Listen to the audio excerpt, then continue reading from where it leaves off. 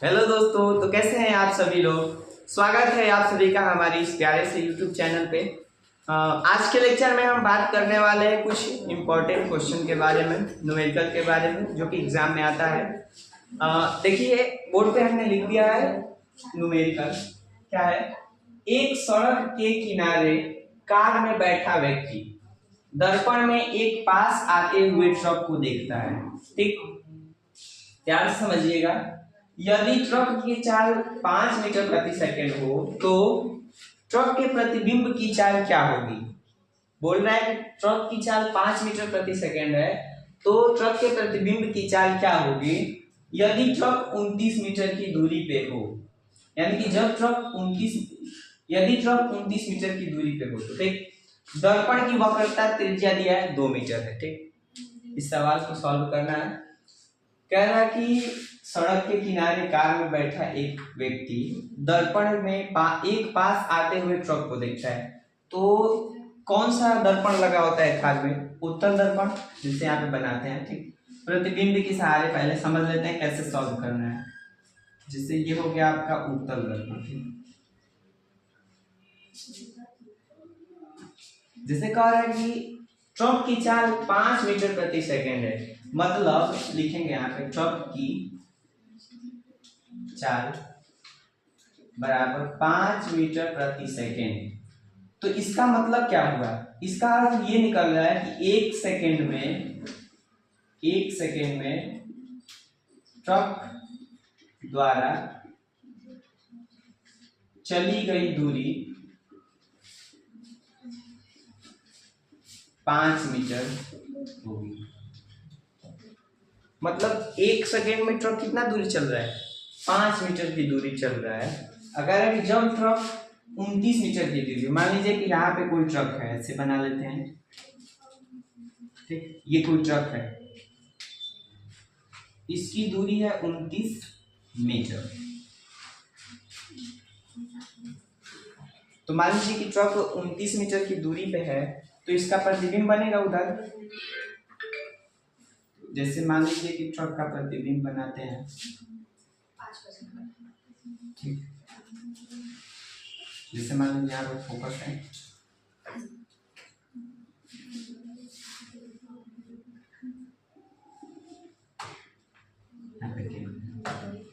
Focus और केंद्र के बीच बने, फोकस और ध्रुव के बीच बनेगा।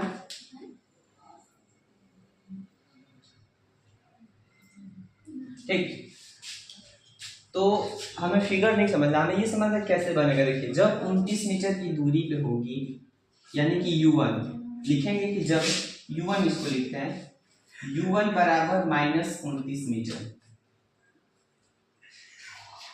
ठीक, और यहाँ पे दिया है कि दर्पण की वक्रता त्रिज्या 2 मीटर है, तो लिखेंगे कि अतः r बराबर 2 मीटर, तो f बराबर क्या होगा 2/2, यानी कि 1 मीटर, यानी कि f बराबर कितना हो जाएगा 1 मीटर। ठीक, अब u1 दे दिया है, f का मान दे दिया है, तो यहाँ पे प्रतिबिंब बनेगा ना, तो उसको बोल देते हैं v1। ठीक, अब देखिए, मान लीजिए कि इसके आगे फिगर पहले समझ लेते हैं। जैसे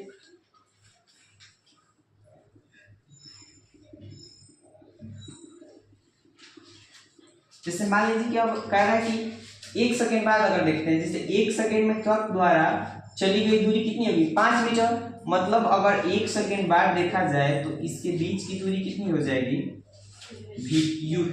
u2 बराबर कितना हो जाएगा 29 माइनस 5 मीटर, और दूरी कम हो जाएगी, यानी कि -24 मीटर।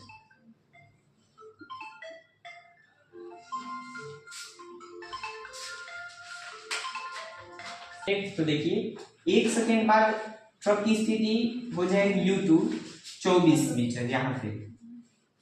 ठीक, तो मान लीजिए जब पास आ रहा है तो प्रतिबिंब भी तो पास आएगा ना। उत्तल दर्पण में प्रतिबिंब जैसे वस्तु जैसे जैसे दर्पण के पास आती है उसका प्रतिबिंब भी पास आ जाता है, दो ही स्थिति बनता ही है।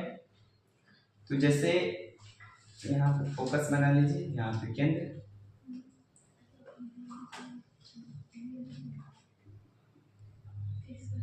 ठीक, तो यहाँ पे बनता है। तो इसकी मान लीजिए कि यहाँ पे V2 पे बन रहा है। अब देखिए लॉजिक ये है कि जब हम U1 का मान 29 मीटर रखते हैं तो प्रतिबिंब बनता है V1 पे, और जब वस्तु V2 पे चली जाती है U2 पे, तो प्रतिबिंब कहाँ बनेगा V2 पे। तो प्रतिबिंब भी तो घिसका है, पहले V1 पे है उसके बाद V2 पे चला गया है, तो प्रतिबिंब जो घिसका है उसकी चाल बतानी है कि किस चाल से वो खिसक रहा है प्रतिबिंब। ठीक, तो यहाँ से हमको V1 का मान निकालना है और यहाँ से V2 का मान निकालना है। तो सबसे पहले हम निकालेंगे V1 का मान। चलिए तो यहाँ पे लिखते हैं U1 बराबर -29 मीटर, और F का मान निकलेगा R/2 से, यानी कि 2/2 कट के हो जाएगा 1 मीटर। हमको निकालना है V1 का मान, तो होता है 1/F बराबर 1/V प्लस 1/U। तो 1/F का मान 1 है बराबर 1/V1 का मान बताना है U1 प्लस U1 का मान कितना है -29। तो जब ये इधर जाएगा तो प्लस में हो जाएगा, जैसे यहाँ बचेगा 1/में 1/V1 माइनस 1/29। जब ये इधर जाएगा तो प्लस में हो जाएगा, यानी कि 1 प्लस 1/29 इक्वल टू 1/V1। अब इन दोनों को जोड़िए तो होगा 29 प्लस 1 बराबर 1/V1, यानी कि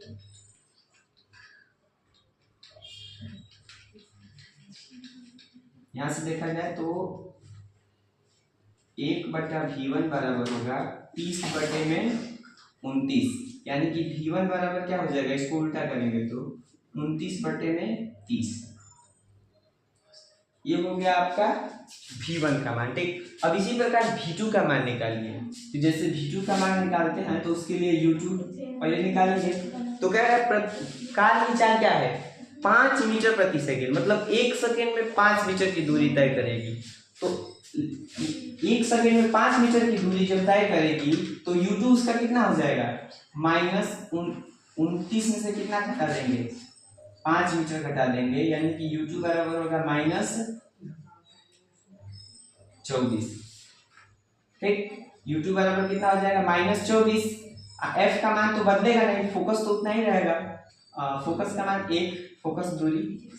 अब V2 का मान हमको बताना है। ठीक, यहाँ पे भी सूत्र लगाएंगे 1/F बराबर 1/V2 प्लस 1/U2। तो 1/U2 बराबर हो जाएगा 1/F माइनस ये उधर जाएगा तो 1/U2। अब वैल्यू रखिए यहाँ पे, जब यहाँ पे वैल्यू रखेंगे तो ये तो 1 है, -1/24, माइनस माइनस क्या हो जाएगा प्लस हो जाएगा, यानी कि 1 प्लस 1/24। तो 1/V2 बराबर क्या हो जाएगा 24 प्लस 1/24। 1/V2 बराबर होगा 25/24। ठीक, इसको उल्टा कर दीजिए, यानी कि V2 का मान कितना आ जाएगा जब इसको उल्टा करेंगे 24/25।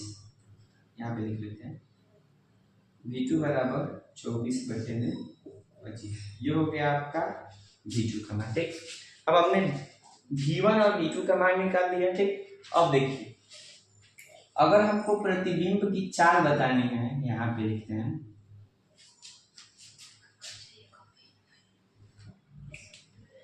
प्रतिबिंब की चाल।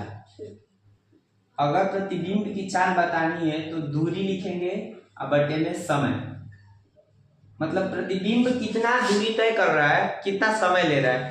तो प्रतिबिंब पहले V1 पे है, मतलब और 1 सेकेंड बाद जब वो 5 मीटर की दूरी तय करता है मतलब वस्तु, तो उसका प्रतिबिंब V2 पे चल जाता है। मतलब 1 सेकेंड में प्रतिबिंब V1 से कहाँ चला जाता है V2 पे। इसका मतलब दूरी क्या होगा V1 माइनस V2। समय कितना कर लिया है 1 सेकेंड का, यहाँ पे 1 सेकेंड हो जाएगा। ठीक, अब देखिए 1 सेकेंड से अगर आप V1 माइनस V2 में डिवाइड करते हैं तो कोई फर्क नहीं पड़ेगा, क्योंकि 1 से आप डिवाइड कर रहे हैं। तो यहाँ पे चाल बराबर क्या हो जाएगा चाल बराबर V1 माइनस V2। तो V1 का मान कितना है 29 बटे में 30 माइनस V2 का मान कितना है 24 बटे में 25। अब दोनों का एलसीएम निकालेंगे तो 150 होगा और डिवाइड करेंगे तो ये होगा 5 बार माइनस 24 गुणे, इससे डिवाइड आप करते हैं 6 बार। अब मल्टीप्लाई करेंगे तो 145 माइनस जब इससे करेंगे तो 144 बटे में होगा 150। अब घटाएंगे तो 4 बराबर क्या आ जाएगा 1 बटे में 150 मीटर प्रति सेकंड। ये हो जाएगा आपका किसकी चाल, प्रतिबिंब की चाल।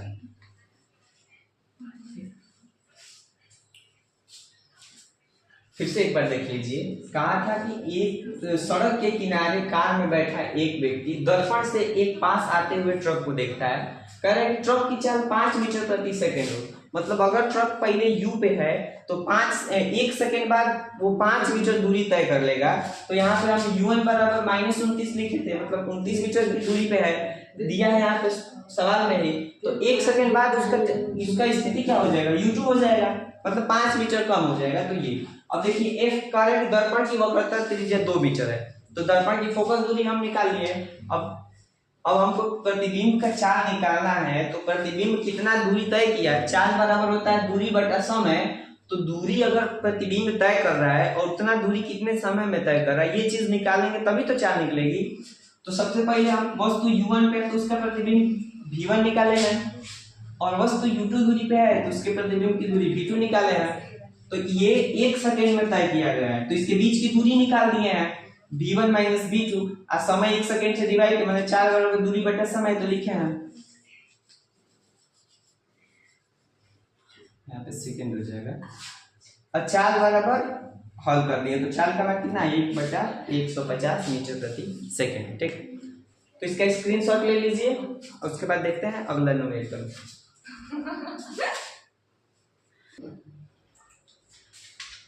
चलिए तो आगे देखते हैं, अगला क्वेश्चन है, एक मछली जल के मुक्त तल से 6 मीटर की गहराई पे है। यदि एक व्यक्ति जल में ऊर्ध्वाधर दिशा में देखे तो उसे मछली कितनी गहराई पे दिखेगी यदि जल का अपवर्तनांक 4/3। मतलब कह रहा है कि अगर कोई मछली जल में 6 मीटर की गहराई पे है, ठीक, और जल का अपवर्तनांक 4/3 है, तो उसकी मछली की गहराई कितनी गहराई पे दिखेगी। ठीक, जल का अपवर्तनांक, सॉरी क्या कह दिया है पहले लिख लेते हैं। चलिए, दिया है कि मछली की, देखिए मछली की जल में वास्तविक गहराई कितना दिया है 6 मीटर, और क्या दिया है जल का अपवर्तनांक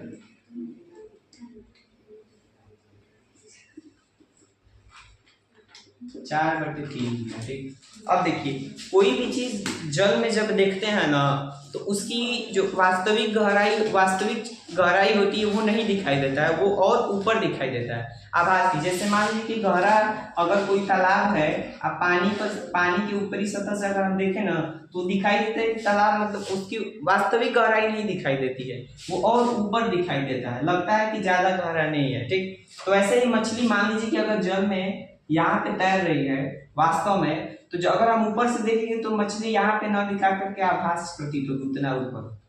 तो वही कह रहा है कि उसकी आभासी गहराई कितनी होगी बताना है। तो लिखेंगे मछली की आभासी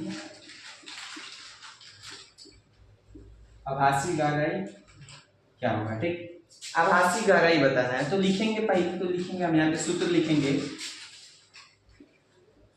जल का अपवर्तनांक बराबर होता है वास्तविक गहराई बटे में आभासी गहराई। ठीक,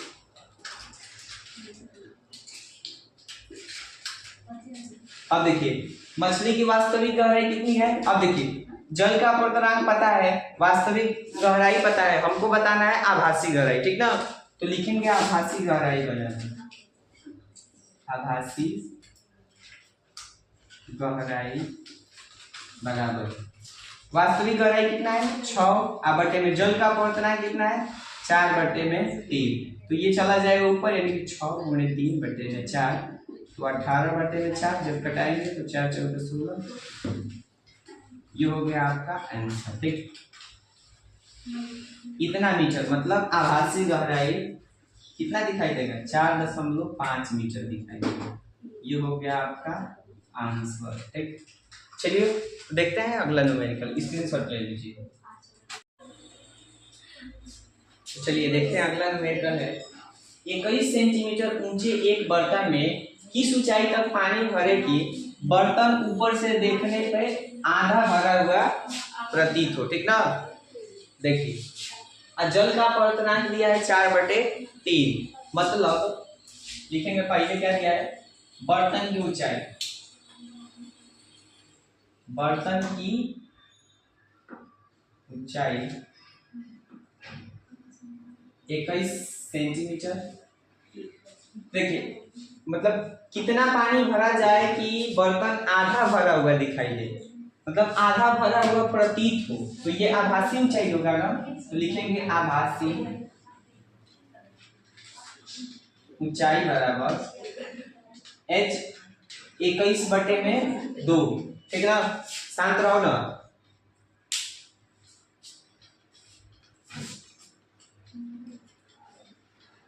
देखिए बर्तन की आभासी ऊंचाई कितनी होगी 21/2, क्योंकि यहाँ पे बोल दिया है कि किस ऊंचाई तक पानी भरे कि बर्तन ऊपर से देखने पे सॉरी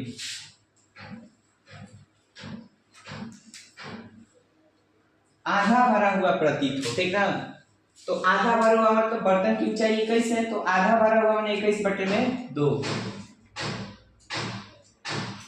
चलिए 21/2 ही रखते हैं। ठीक, अब आगे देखिए, हमको पता है कि अपवर्तनांक बराबर क्या होता है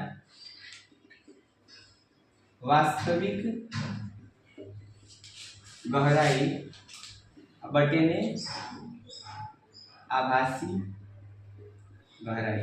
ठीक, अपवर्तनांक दिया 4/3 बराबर वास्तविक हमको पता नहीं है कितना तक पानी भरा हुआ है, तो उसको h बना लेते हैं। आभासी गहराई कितना है 21/2, तो इसको जब इधर भेजेंगे तो इधर डिवाइड में है तो इधर जाएगा तो मल्टीप्लाई में हो जाएगा h, यानी कि h बराबर आएगा 2 से कटाएंगे तो 2 बार 2 × 7 14 सेंटीमीटर। ये हो गया इसकी वास्तविक गहराई। ठीक, चलिए तो स्क्रीनशॉट लीजिए, उसके बाद आगे देखते हैं अगला वीडियो। तो चलिए देखते हैं अगला न्यूमेरिकल है हीरे का वायु के सापेक्ष अपवर्तनांक 2 है। यदि वायु में प्रकाश की चाल 3 × 10⁸ हो तो हीरे में प्रकाश की चाल क्या हो। ठीक, कह रहा है कि क्वेश्चन हीरे का वायु के सापेक्ष अपवर्तनांक। सबसे पहले तो एक सूत्र होता है माध्यम 1 के सापेक्ष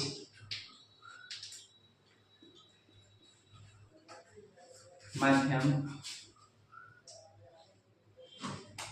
2 का अपवर्तनांक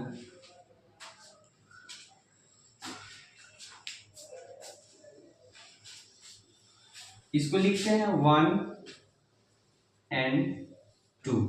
ठीक, माध्यम 1 के सापेक्ष 2 का अपवर्तनांक बराबर सूत्र क्या होता है n2/n1 या फिर v1/v2 या फिर λ1/λ2। ये होता है आपका सूत्र। जहां पे n क्या है, देखिए जहां n क्या है अपवर्तनांक, v क्या है प्रकाश की चाल, और लैम्ब्डा क्या है तरंग दैर्घ्य, यहाँ लैम्ब्डा तरंग दैर्घ्य। तो इसमें क्या क्या दिया, देखिए चाल दिया है। ठीक, अपवर्तनांक दिया है, मतलब ये चीज और इस चीज का कंपेयर करेंगे। देखिए यहाँ पे क्या दिया है, लिखेंगे सबसे पहले हीरे का वायु के सापेक्ष, मतलब माध्यम एक क्या होगा, वायु के सापेक्ष माध्यम एक के सापेक्ष, मतलब 1, माध्यम 1 क्या हो जाएगा यहाँ पे, वायु हो जाएगा, ठीक ना। अब माध्यम 2 क्या हो जाएगा, हीरा, माध्यम 2 हो जाएगा हीरा। अब देखिए क्या दिया है, वायु में प्रकाश की चाल, लिखिए वायु में प्रकाश की चाल बराबर कितना दिया है, 3 × 10⁸, यहाँ पे छूट गया, मीटर प्रति सेकेंड। वायु में प्रकाश की चाल दे दिया है, हीरे का अपवर्तनांक दे दिया, तो यहां से लिखेंगे सूत्र से N2/N1 बराबर क्या होता है, V1/V2। तो देखिए हीरे किसका अपवर्तनांक दिया है, हीरे का दिया है ना अपवर्तनांक कितना, 2। सॉरी ये चीज दिया है यहाँ पे, सूत्र से लिखेंगे, सूत्र से 1N2 बराबर V1/V2, और इसका मान दे दिया है कितना, 2, ठीक। अब V1 का मान कितना दिया है, वायु में प्रकाश की चाल कितनी होती है, 3 × 10⁸। अब V2 मतलब हीरे में प्रकाश की चाल हमको बतानी है, तो यहाँ से पक्षांतर जब करेंगे तो V2 बराबर होगा 3 × 10⁸ बटे में 2। जब डिवाइड करेंगे तो V2 का मान कितना आ जाएगा, 1.5 × 10⁸ मीटर प्रति सेकेंड, ठीक। ये होता है वायु हीरे में प्रकाश की चाल, ठीक। चलिए तो स्क्रीनशॉट ले लीजिए, फिर अगला न्यूमेरिकल देखेंगे। चलिए तो अगला न्यूमेरिकल देखते हैं क्या है, जल का अपवर्तनांक 4/3 है, जल के 500 मीटर लंबे स्तंभ को पार करने में प्रकाश को कितना समय लगेगा, ठीक। देखिए ध्यान से क्वेश्चन क्या क्या दिया है, जल का अपवर्तनांक दिया है ना, तो सबसे पहले लिखेंगे जल का अपवर्तनांक, जल का अपवर्तनांक बराबर 4/3 दे दिया, दूरी दिया है, कितना दूरी लंबा दिया है, 500 मीटर। अब प्रकाश की चाल हमको पता है कि प्रकाश की चाल वायु में या फिर निर्वात में कितनी होती है, 3 × 10⁸ मीटर प्रति सेकेंड। अब कह रहे हैं स्तंभ को पार करने में कितना समय लगेगा ये बताना है। तो सबसे पहले देखिए, अब यहाँ पे तो सूत्र कौन सा लगेगा, तो अपवर्तनांक दे दिया है, और किसके सापेक्ष, देखिए अगर किसी चीज का अपवर्तनांक आप निकाल रहे हैं तो किसी के सापेक्ष लेना पड़ेगा ना, तो यहाँ पे किसके सापेक्ष लेगा, वायु के सापेक्ष, या फिर अब देखिए ये स्तंभ जो होगा वायु जल का स्तंभ, वो तो निर्वात में होगा नहीं, तो वायु के सापेक्ष लेंगे, तो लिखेंगे वायु के सापेक्ष, वायु के सापेक्ष जल का अपवर्तनांक बराबर क्या लिख सकते हैं, V1/V2, मतलब वायु में प्रकाश की चाल, वायु में प्रकाश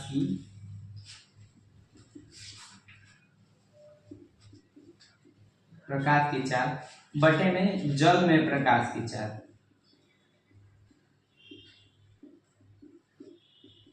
ठीक। अब देखिए वायु में प्रकाश अपवर्तनांक दे दिया है 4/3 बराबर, वायु में प्रकाश की चाल हमको पता है 3 × 10⁸ मीटर प्रति सेकेंड, जल में नहीं पता है तो लिखेंगे जल में, इसको V2 लिखते हैं, ठीक। अब V2 का मान यहाँ से निकालना है, तो देखिए इधर ये जाएगा, इधर यहाँ पे चल जाएगा, 3 × 10⁸ अब बटे में 4/3, तो 3 कहाँ चला जाएगा ऊपर, यानी कि V2 बराबर 3 × 10⁸ अब बटे में 4। यहाँ से जब आप निकालेंगे V2 बराबर कितना होगा, 9 × 10⁸ बटे में 4, यानी कि V2 बराबर इतना ही रहने देते। चलिए V2 का मान, मतलब जल में प्रकाश की चाल ये हो गई। अब आगे कह रहे हैं कि कितने लंबे, 500 मीटर लंबे। अब क्या बताना है, प्रकाश समय कितना लगेगा, तो चाल बराबर क्या होता है, चाल बराबर होता है दूरी बटा में समय। समय आपको ज्ञात करना है, तो समय बराबर क्या हो जाएगा, दूरी बटे में चाल।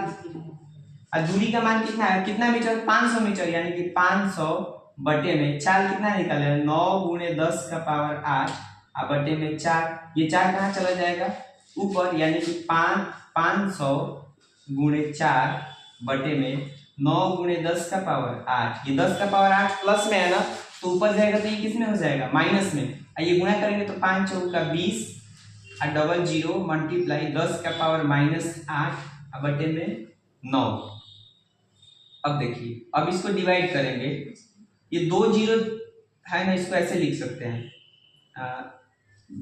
20 गुणे 10 का पावर 2 गुणे 10 का पावर -8 बटे में 9। 20 को 9 से कटा दीजिए तो कितना होगा, 9 दूना 18 दशमलव, फिर 9 दूना 18, 2 आता चला जाएगा आगुड़े। 10 का पावर -8 में से 10 का पावर 2 जब जोड़ेंगे तो 10 का पावर -6 हो जाएगा, क्या हो, सेकेंड। अगर इसको बदल के लिखना चाहते हैं तो 2.2 और 10 का पावर -6 को क्या बोलते हैं, माइक्रो। तो यहाँ पे बोल सकते हैं माइक्रो सेकेंड। ये हो जाएगा आपका आंसर। ठीक, ऐसे लिखिएगा। एक बार फिर से देख लीजिए, मान लीजिए अपवर्तनांक दे दिया था, दूरी दे दिया था, प्रकाश का निर्वात या वायु में चाल हमको पता ही है। तो अगर किसी चीज का अपवर्तनांक निकालना है तो किसी न किसी माध्यम के सापेक्ष लेना पड़ेगा। तो इसमें माध्यम नहीं दिया है तो हम अपने तरफ से ज्ञात है कि जब मान लीजिए कि जल में बताना है प्रकाश की चाल, तो जलवायु से ही तो जल में जाएगी, तो वायु के सापेक्ष जल का अपवर्तनांक दे दिया है 4/3। इसका होता है V1 बटा में V2, मतलब वायु में प्रकाश की चाल, जल में प्रकाश की चाल। तो वायु में प्रकाश की चाल हमको पता है। मान लीजिए कि आपको समय निकालना है और ये दूरी दिया है, तो चाल बराबर दूरी बटा समय होता है, मतलब समय निकालना है तो दूरी और चाल चाहिए। तो दूरी तो दे ही दिया है जल में, लेकिन चाल नहीं दिया था, तो वही निकाले हैं जल में प्रकाश की चाल, यहाँ से सूत्र पे रख दिए तो आंसर आ गया 2.2 माइक्रो सेकेंड। ठीक, चलिए तो स्क्रीनशॉट ले लीजिए, उसके बाद आगे देखते हैं।